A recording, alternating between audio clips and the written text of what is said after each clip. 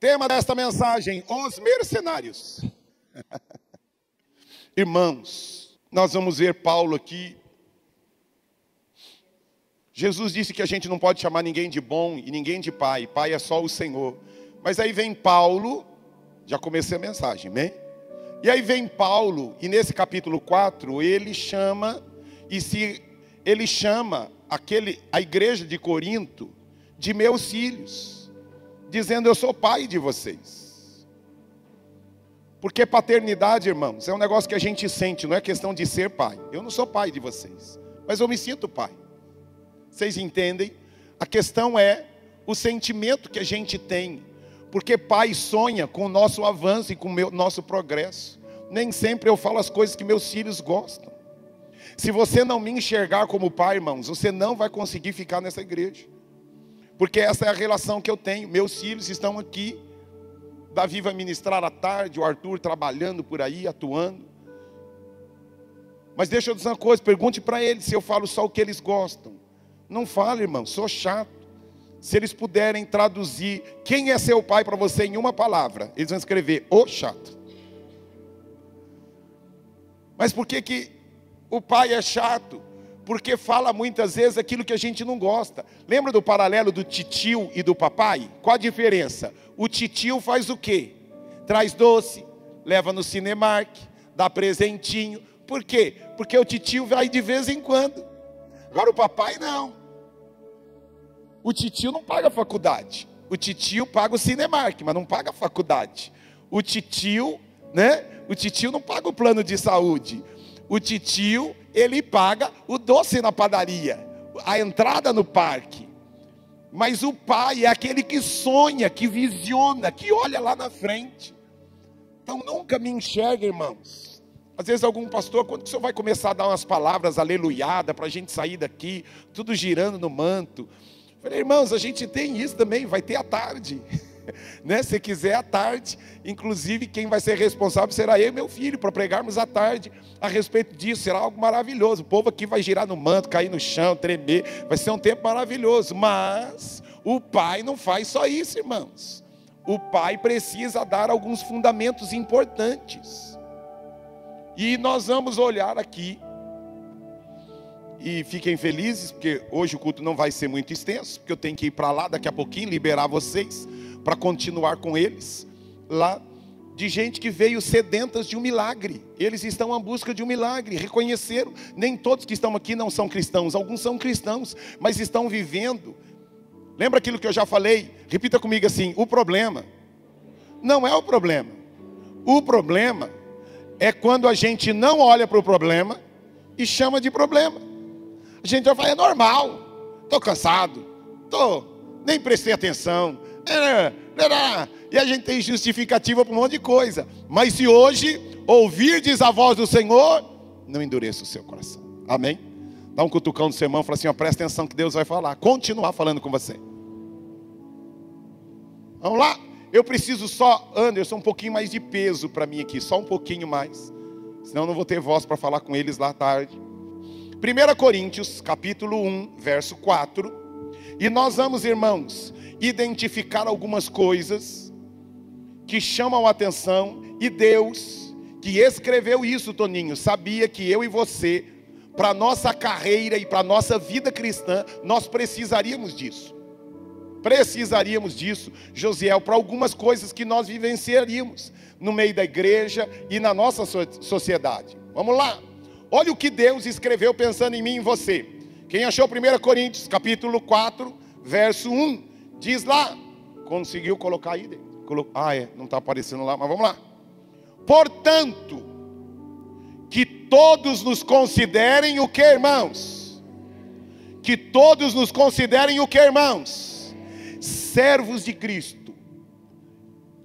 Olha aqui, vamos dar uma paradinha aqui. Sem pressa hoje.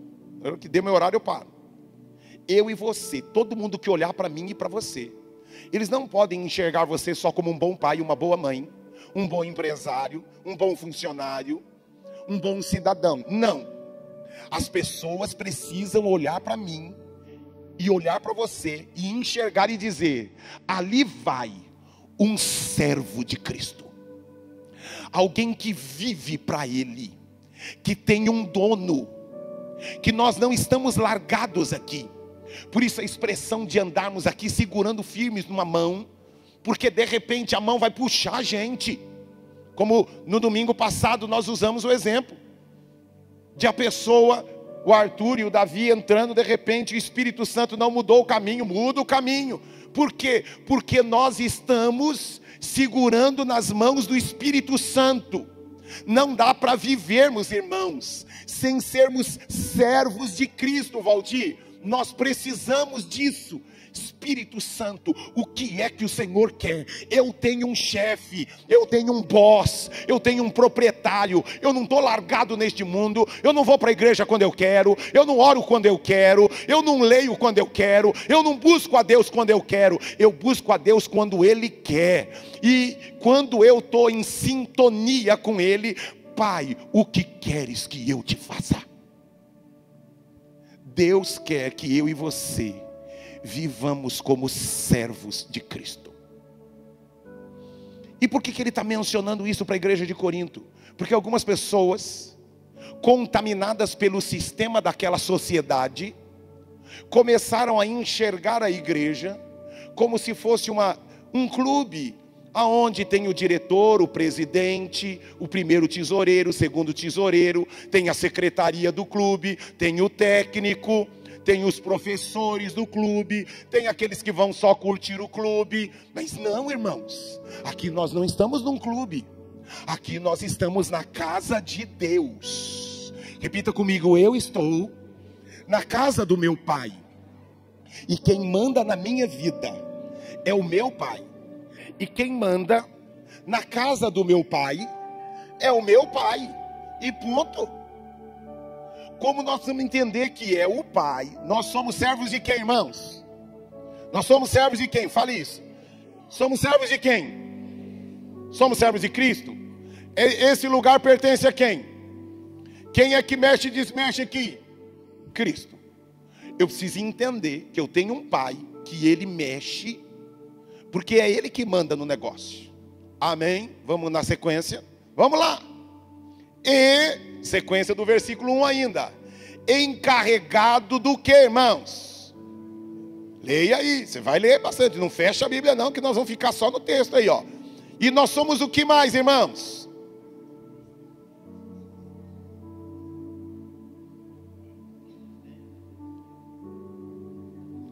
Tira o texto. Abra sua Bíblia. Se está sem Bíblia, pega de alguém. Nós precisamos fixar os nossos olhos naquilo que nos dá vida. Nós somos o quê? Mas pastor, a minha versão é diferente da sua. Deixa, tá? O significado é o mesmo. Nós somos encarregados. Alguns estão escritos dispenseiros, outros estão escritos ministros. De quê? Dos mistérios de Deus. Repita comigo assim: todo mundo, na minha família, no meu trabalho, no restaurante, na academia, na escola, todo mundo precisa enxergar em mim que eu sou servo e também encarregado dos mistérios de Deus. Por que encarregado dos mistérios de Deus? Porque o homem natural não entende as coisas de Deus. Quem é que vai explicar para os homens aquilo que é espiritual? O homem natural não entende coisas espirituais, porque ele segue a sua mente.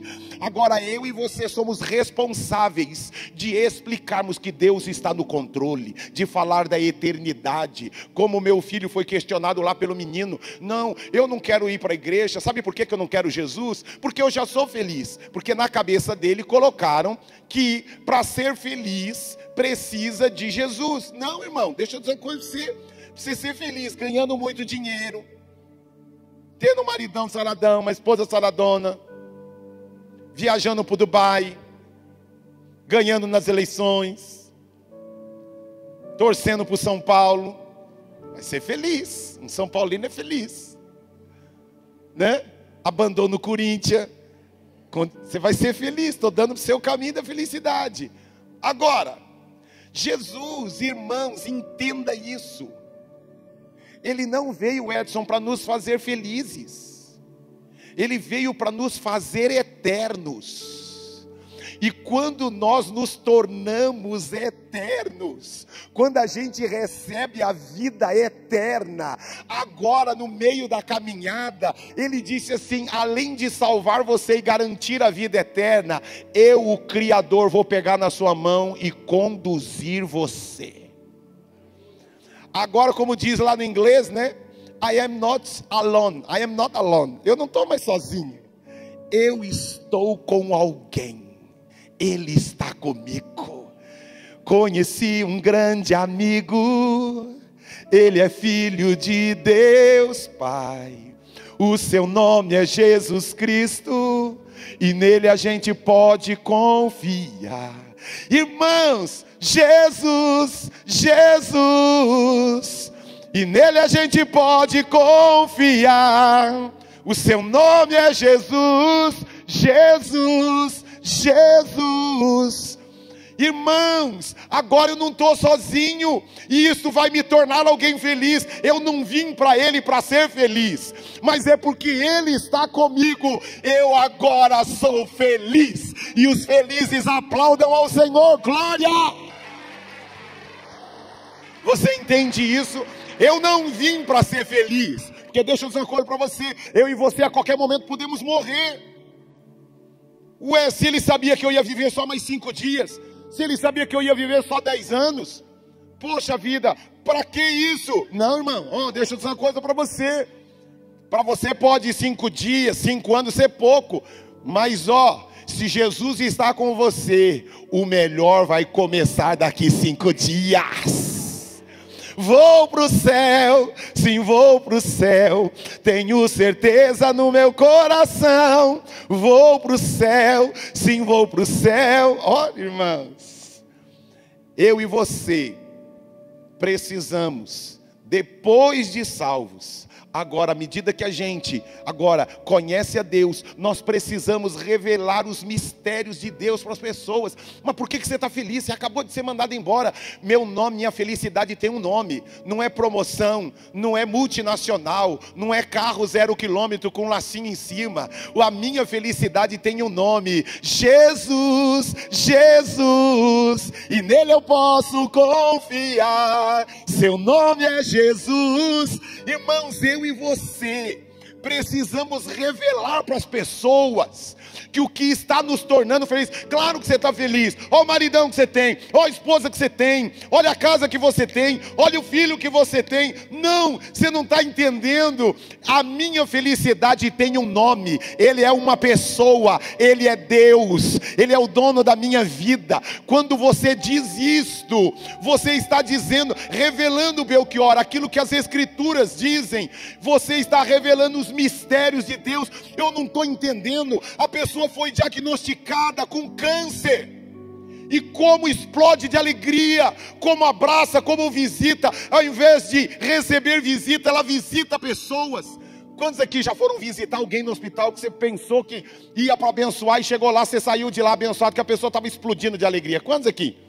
Eu, como pastor, irmãos, eu já entrei em alguns lugares que eu pensei, vou encontrar a mulher choramingando, vou encontrar o cara só o pó da rabiola. Quando eu chego lá, o cara sentenciado que vai morrer, e o cara está explodindo de alegria no coração, porque a alegria dele não está ligada e codificada e dependente, Júnior, de um prontuário de que está curado. Não, a minha alegria é que eu vou glorificar o meu Pai, ou eu vou glorificar ao meu Pai. Aqui sendo curado, eu vou glorificar o meu Pai, porque quando eu morrer, eu vou ver a glória dele. Glória! Isso é cristianismo maduro. Diga assim: eu preciso revelar para quem está perto de mim os mistérios de Deus, porque é um mistério. Diga para o seu irmão: é um mistério. Mistério. O cara não entrou na faculdade, o cara estudou, não passou no concurso público, e como que ele está feliz? Esta alegria não vai mais sair. Esta alegria não vai mais sair. Lembra dos cantiquinhos? Esta alegria não vai mais sair de dentro do meu coração. o fogo cai, e o crente salvo sabe para onde vai, vai para o céu. Então, irmãos, ou a gente começa a revelar os mistérios de Deus, porque isso é um mistério, como que a pessoa está feliz. Está aí, irmãos, nós estamos vendo aí, isso envolve muito pastor, muito líder. O cara está numa frenesia, o cara é pastor, mas ele mergulhou numa linha de concorrência com os outros. Vocês já perceberam que muitos políticos, o que não falta para eles é dinheiro? E por que os caras estão numa luta política? Porque tem um vazio lá dentro. Fala que é porque ama a cidade, que ama a nação. A maioria não ama não, irmãos. A maioria não ama não. A gente tem que votar em alguém, vamos orar e Deus dê direção a você. Mas não é nem por causa de dinheiro. O que eles estão querendo? Preencher um vazio dentro dele. Porque há um vazio dentro do coração do homem, que o dinheiro, que a fama, que a reputação não consegue. E ele fica desesperado, tentando preencher e não dá. E o cara muitas vezes fala que é cristão, fala que é crente, mas está nessa agonia desesperadora. Ele não curte a viagem. Curta a viagem, não é lá no destino que você vai ser feliz. A maioria, Deus chamou você para correr e seja feliz durante toda a corrida. Corra feliz, corra feliz. Tem os seus sonhos, os seus planos, mas enquanto corre, exala os mistérios de Deus. O que é o mistério de Deus? Imagina Paulo e Silas sendo açoitados, irmãos. Chicote daqui, chicote de lá, ameaçados de morte, e eles morreram felizes. Dá um sorriso para quem está pertinho de você, assim, meu irmão, sorria, você está sendo filmado pelo céu. Já viram aí em elevador, né? Você entra dentro do elevador, está lá, sorria, você está sendo filmado. Pega a sua mão e mostra para o seu irmão como se fosse uma câmera, assim, sorria, você está sendo filmado. Estou sendo filmado por quem, pastor? Pelo céu, mano. A Bíblia diz que os olhos do Senhor passeiam por toda a terra. E a Bíblia diz, e agora nós vamos aqui, elas estão procurando, os olhos do Senhor estão procurando os fiéis da terra. O que é sacrifício de louvor, irmãos? Está doendo, não está dando nada certo, mas em meio às provas, eu estou adorando e dizendo que Ele é o Senhor. Em meio às provas, foi diagnosticado, alguns aqui estavam quando eu recebi o diagnóstico, um câncer no meu cérebro. Para lá, raio-x, não é raio-x, é isso aí, irmãos. Eu entrei lá naquele caixão branco, entrei lá. Eu fiquei lá, dormi, irmão, sonhei. Aquele negócio, né? Não parece que você está indo e não volta mais? Tem gente que só consegue fazer com remedinho, não é? Tem gente que tem... Eu não preciso de remedinho, irmão. Toda vez que eu entro naquele negócio, Humberto, quando eu vejo um cara de branco dizendo assim, acorda. Eu falo assim, cheguei. Não é? Que normalmente é uma pessoa vestida de branco, né? E aí imagina, você dormiu lá. Aí de repente, eu tinha que fazer... Fiquei muito tempo lá. Aí de repente... Levanta, falei, Senhor, cheguei no céu. Eu não sabia que anjo tem bigode, porque o cara tinha bigode. Falei, não sabia que tinha bigode no céu. Então, deixa eu dizer uma coisa para você. Depois, meses depois, não sei se foi durante, não sei o que aconteceu, mas eu sei de uma coisa, em nenhum momento, aqui, quantos acompanharam, foi no Natal, eu tive, no meio da ceia de Natal, eu desmaiei, apaguei, do nada, sentado comendo. E de repente, depois que nós tivemos a nossa ceia de Natal, e apaguei, desmaiei, literalmente. E segundo os médicos, aquilo que meu pai, minha mãe e minha irmã que estavam em cima de mim, fala que aconteceu comigo, os médicos dizem que não pode ter acontecido aquilo, porque se eu tivesse apagado do jeito que eles falam, eu teria na realidade morrido. Se aconteceu ou não, se morri ou não, eu sei que eu estou aqui. Eu sei que passou um tempo, foi fazer o exame lá do caixão branco. Entrei lá. E aí, resultado, você tem um câncer dentro do seu cérebro. Tá bom? Vamos começar agora a fazer coisas mais profundas. E passou um tempo. Mas o que eu quero testemunhar para você é que sem ter a solução, eu continuei vivendo feliz. Quando você faz isso, você está revelando os mistérios de Deus. Mas como assim você está feliz? O que é revelar mistério de Deus, irmãos? A gente pensa assim, que revelar mistério de Deus é assim, ó. Ó, Deus está me mostrando que você vai pegar um ônibus azul no final. O ônibus amanhã também vai estar lotado. E revelando que o bilhete único vai passar na catraca. Não vão dar lugar para você, viu? Porque você pegou um ônibus cheio de corintiano. Corintiano não gosta de dar lugar. Ó, irmãos, vamos deixar de ser menino. Essas coisas existem? Existem sim, viu? Não estou brincando. Existem coisas, quando Deus quer falar de verdade, Ele usa. Já usou isso, eu para fazer isso com algumas pessoas, e já usou. Eu uma certa vez contei a vida de uma pessoa inteirinha sem eu saber de nada. Eu estava contando uma história que eu tinha sonhado. Aí a pessoa chegou e falou: não, pastor, isso não foi sonho. O senhor acabou de contar a minha vida. Então assim, existe isso? Existe. Mas o que eu estou querendo informar você é que revelar os mistérios de Deus é sair na contramão do sistema. O que é a contramão do sistema? Diagnóstico, vai entrar agora em depressão, vai querer suicídio, vai querer se matar, vai largar tudo, vai chutar tudo. Não, eu continuo segurando na mão de Deus, né? Irmãos, até o padre Marcelo conhece essa música, irmãos. E nós crentes, a gente recebe alguns diagnósticos, acontece algumas coisas, e a gente já quer rapar a cabeça e pular do viaduto do chá. E sendo que é nessa hora que a gente revela os mistérios de Deus, é que não estou entendendo nada, nada. Falei aqui para vocês, teve um moço que, eu conheci esse menino pessoalmente, em Santarém. A criança dele morreu no primeiro ano. E era primeiro filho, sonhando. E ele era missionário. Eu falei: Senhor, eu abri mão, minha família é rica. Rica nos Estados Unidos. Eu vim para essa terra de nada. Talvez se meu filho tivesse nascido lá nos Estados Unidos, ele não teria morrido. Mas essa terra não tem hospital, não tem nada. E por isso eu perdi meu filho.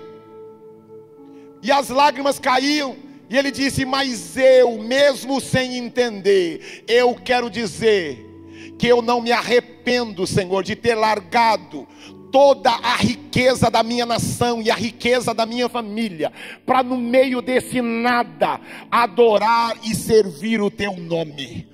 Ainda que tenha perdido meu filho com lágrima nos olhos, ainda que tenha perdido meu filho, eu te louvarei. 5 anos depois a esposa fica grávida.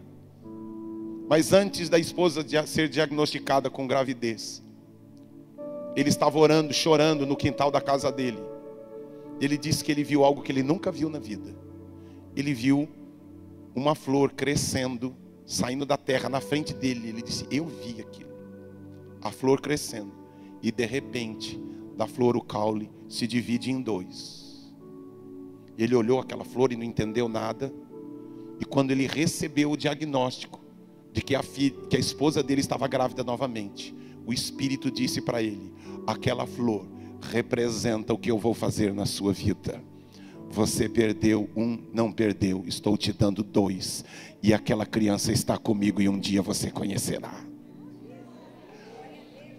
Irmãos, ou a gente entende que a nossa vida é para revelar os mistérios de Deus, ou o diabo vai ficar rindo na arquibancada da nossa vida. Que qualquer coisinha, alguém gritou, alguém tirou, alguém ofendeu, alguém machucou você, doeu, quebrou, e os caras já estão abandonando e largando tudo.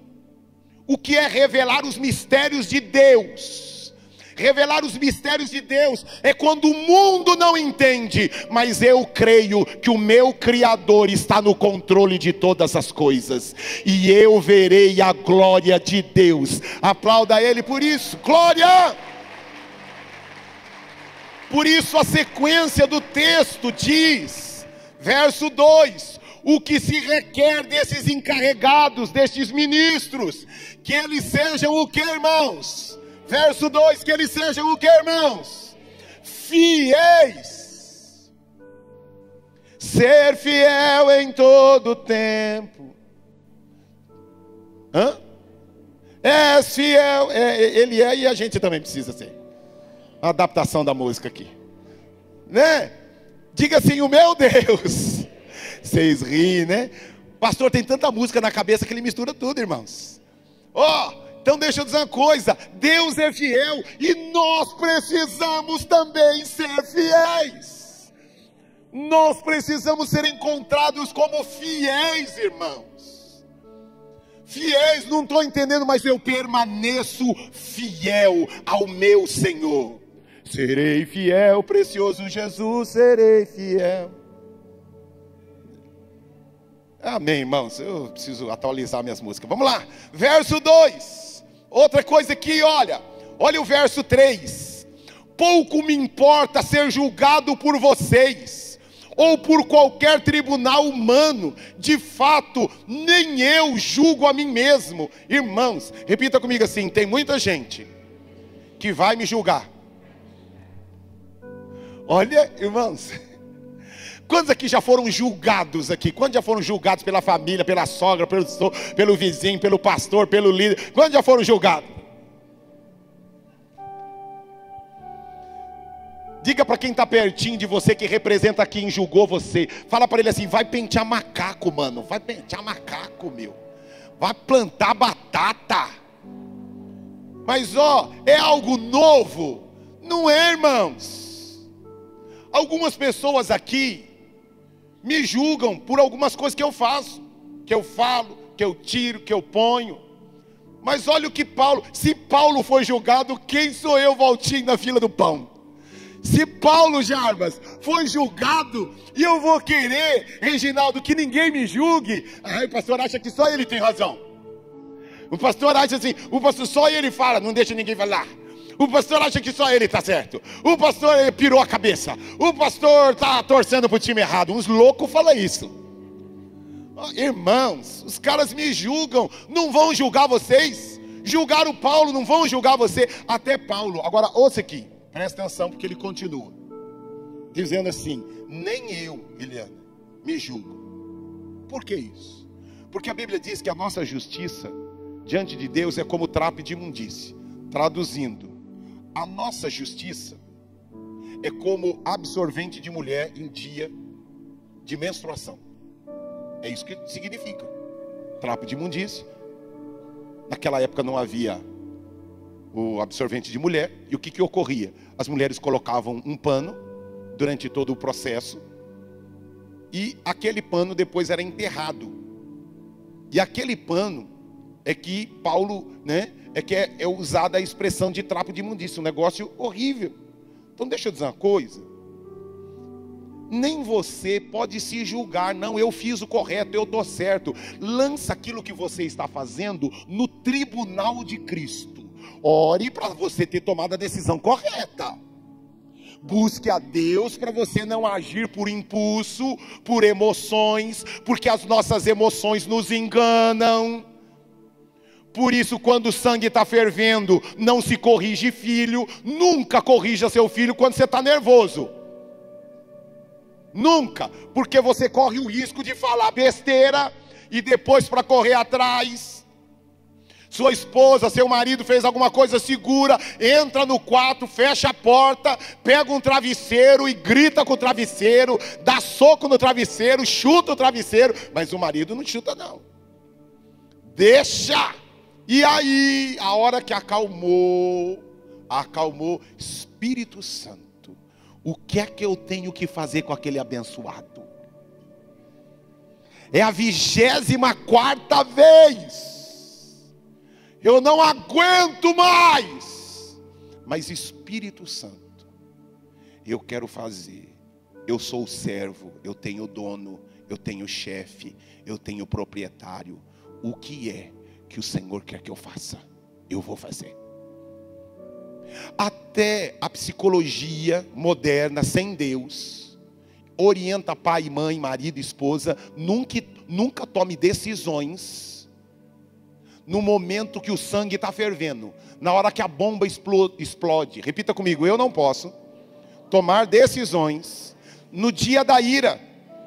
Tem muita gente que toma decisões no dia da ira, tem, e se arrepende, e tem decisão que não dá para voltar mais, irmãos. Você não vai perder a salvação, mas tem coisa que você vai perder no meio do caminho. Lembra Moisés? Moisés ficou nervoso. Estou usando exemplo de Moisés, não estou usando exemplo do Davis, não estou usando exemplo do Célio, todo estouradinho. Não, estou usando exemplo, irmãos, de Moisés, que era chamado de o homem mais manso da terra, mas teve um dia de fúria. Diga para o seu irmão: cuidado com o seu dia de fúria. Se Moisés teve fúria, você não vai ter? Claro que vai ter. Mas no dia da fúria, Moisés fez o quê? Era para ele falar com a rocha. Ele pegou o cajado dele, plá! É isso que vocês querem? Então eu vou resolver essa bagaça. Para mim, Moisés torcia para o Corinthians. Tenho certeza, lá no céu eu vou perguntar para ele. Fala para mim, Moisés, naquele dia o sangue corintiano bateu forte, né? Só ganha na hora dos 45 do segundo tempo. Ameaça de morte o juiz, aí a bola entra. Então, deixa eu dizer uma coisa para você. Como eu e você precisamos tomar cuidado. Diga assim: os meus julgamentos correm um grande risco de estarem errados. E por isso, eu não posso julgar ninguém, e muito menos a mim mesmo, nem os outros e nem a você mesmo. Porque aos seus olhos parece que você está fazendo tudo que é certo, e de repente você não está fazendo o que é certo, meu irmão. Você está fazendo errado, você está tomando uma decisão errada. Mas eu tenho os meus motivos. Paulo disse: eu entrego as minhas decisões e o meu julgamento, eu entrego ao tribunal de Cristo. Porque tem coisa que o pastor seu não vai entender, e não é que ele não é um homem de Deus, seu líder de célula não vai entender, as pessoas não vão entender, mas se você tem uma direção de Deus, vá e faça. Mas sempre orando. Repita comigo assim: todas as minhas decisões, eu preciso dizer ao Senhor que as minhas decisões eu entrego ao tribunal de Cristo. Amém? Vamos lá, sequência. Embora, verso 3, pouco me importa ser julgado por vocês. Por que ele está inventando isso aqui? Está inventando, tirou da cabeça? Não, irmãos, é porque ele ficou sabendo que a igreja de Corinto estava julgando ele. E aqui a sequência não dá para a gente entrar aqui em detalhes. Olha lá, verso 4. Embora em nada minha consciência o quê? Embora minha consciência o quê? Não me acusa, nem por isso justifico a mim mesmo. O Senhor é quem me... Sabe, já ouviram a expressão assim? Eu tenho uma consciência tranquila. A minha consciência está tranquila em relação àquilo que você fez. Estou aqui essa é a minha função como pastor, orientar você. Cuidado com a sua consciência tranquila. Porque a sua consciência pode estar contaminada com a sua fúria, ou com algumas pessoas. Apresente diante de Deus: Senhor, a minha consciência está em paz em relação àquilo que eu fiz e a decisão que eu tomei, mas eu entrego a minha consciência nas tuas mãos. Você entende, irmãos? Esta é a minha função como pastor, orientar você para que você cresça e avance. E você não vai morrer sem que antes Deus cumpra tudo aquilo que Ele sonhou para a sua vida. Guarde tudo isso que Deus usa a minha vida aqui para semear e preparar você para o amanhã, para as coisas que virão, para as coisas que acontecerão. Deus está, a Bíblia diz que antes da tentação Deus envia o escape, está nos preparando para níveis mais elevados, para coisas mais excelentes. Mas eu e você precisamos dessa palavra nos preparando. A minha consciência está livre, e isso não basta. Ter uma consciência livre, eu preciso entregar o meu julgamento nas mãos de Deus. Porque agora aqui, e não vai dar tempo, que eu preciso, tem tanta coisa. Guardem, procurem ler o boletim, irmãos. Pastor, até agora o senhor não falou de mercenário, não vai dar tempo de eu entrar aqui. Mas o que está acontecendo aqui? Esta mensagem eu acabei procurando estudar um pouco de alguns comentários de João Calvino a respeito deste texto. Pastor, o senhor é calvinista? Não, irmãos, não sou. Não tenho nenhuma simpatia pelo calvinismo, que é pregado por aí. Mas Calvino escreveu muita coisa boa. Irmãos, tem muita gente que você às vezes não concorda com tudo, mas tem muita coisa boa. Viu? Pega o osso e joga fora, mas come a carne. Eu tenho mais simpatia pelo arminianismo, não que eu seja arminiano, mas o próprio Jacob Armínio disse assim: estude tudo aquilo que Calvino escreveu, porque aquele homem era um santo de Deus. E Armínio era totalmente contra um monte de coisa. Mas Calvino usa uma expressão, na verdade ele pegou carona de Agostinho, que ele usa essa expressão de mercenário. O que são mercenários? São pessoas que elas não são lobos, entre o lobo e os bons mestres e os bons cristãos, existe um gap aqui. Já viram essas camisas escritas assim, gap, G-A-P, gap, que é um espaço vago, há uma brecha aí, e nessa brecha, quando você não é um fiel ao Senhor, não é fiel, eu sou mais ou menos fiel, você é um lobo? Não, não sou lobo. Dá uma olhada para o seu irmão. Você consegue avaliar se ele é lobo ou se ele é um homem fiel ao Senhor? Pastor, eu acho que ele está no meio. Não é nem lobo, mas também não é um fiel. Se ele não é fiel e também não é lobo, sabe o que ele é? Aí ele é um mercenário. O que é um mercenário? É aquele que faz as coisas procurando ganho próprio. Nem sempre é dinheiro. A gente conhece mercenário como aquele que faz as coisas querendo dinheiro. Normalmente criança é mercenária, porque ela chora querendo ganhar alguma coisa do papai.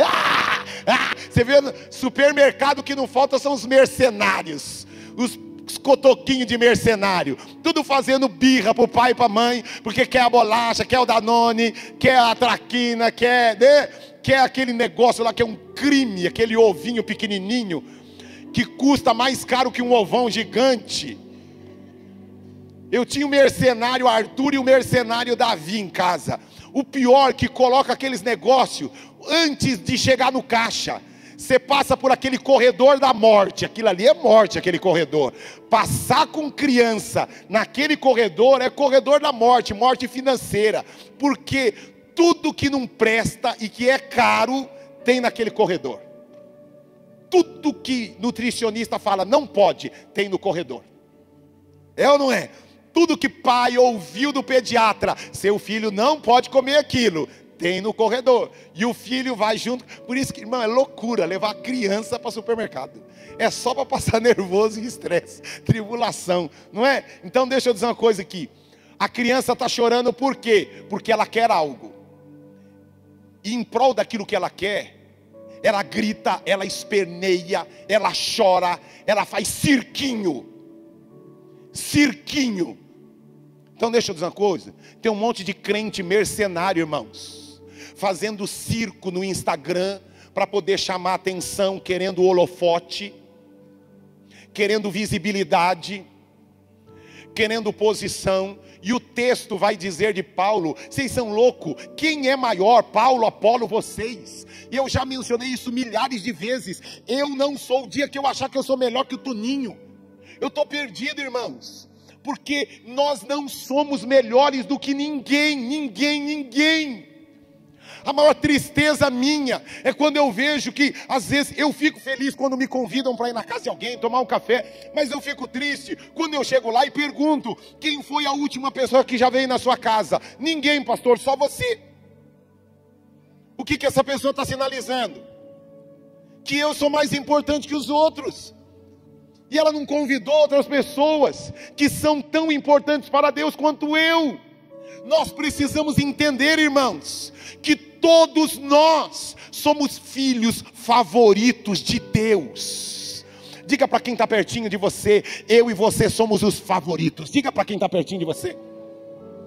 Enquanto a banda sobe aqui, como eu e você precisamos entender, nós não podemos ser mercenários. Como é que a gente descobre se é mercenário ou não? Quando na hora dos que estavam trabalhando, nós não mencionamos quem trabalhou, a gente não menciona o nome de quem ligou, a gente não convida para o aniversário, a gente tira e a gente põe. É nessa hora que a gente descobre se nós somos fiéis ao Senhor Jesus ou fiel, porque nós somos mercenários e fazíamos, lembra do Silvio Santos? Topo tudo por aplauso, topo tudo por título, topo tudo por posição, topo tudo para ser chamado. Não, meu irmão, você já foi chamado por Cristo. Ouça aqui, você só está aqui porque o Senhor chamou. Eu te chamei e te escolhi.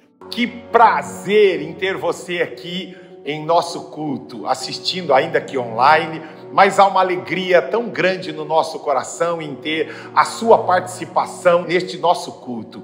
E eu queria te fazer um convite. Você que sentiu a graça do Senhor atrair o seu coração, quero convidar você a aprofundar ainda mais esse seu contato e conhecer ainda mais deste evangelho poderoso e salvador. E você vai estar vendo aí os nossos contatos, o QR Code, para você ter os nossos contatos e mandar uma mensagem dizendo que você quer conhecer mais deste evangelho da graça poderosa do Senhor. E também você que estava distante, mas a graça do Senhor está atraindo você, a palavra do Senhor tocou no seu coração e você quer se reconciliar com o Senhor Jesus, também mande uma mensagem, coloque o seu celular aí nesse QR Code, mande para a gente uma mensagem dizendo: olha, eu quero voltar, eu quero caminhar com Jesus novamente, e nós vamos fazer um contato com você. E você também que já tem ouvido esta mensagem na sua casa e se decidiu: eu quero descer as águas do batismo, eu quero confessar publicamente que Jesus é o Senhor da minha vida, eu quero experimentar algo novo de Deus para minha vida. Você também nos mande uma mensagem e eu tenho certeza que aquele que começou uma boa obra em você, ele vai aperfeiçoar. Conte com a gente, a família, a comunidade da Graça em São Mateus está aqui para te servir. Um beijo grande, até a próxima mensagem, até mais, tchau, tchau.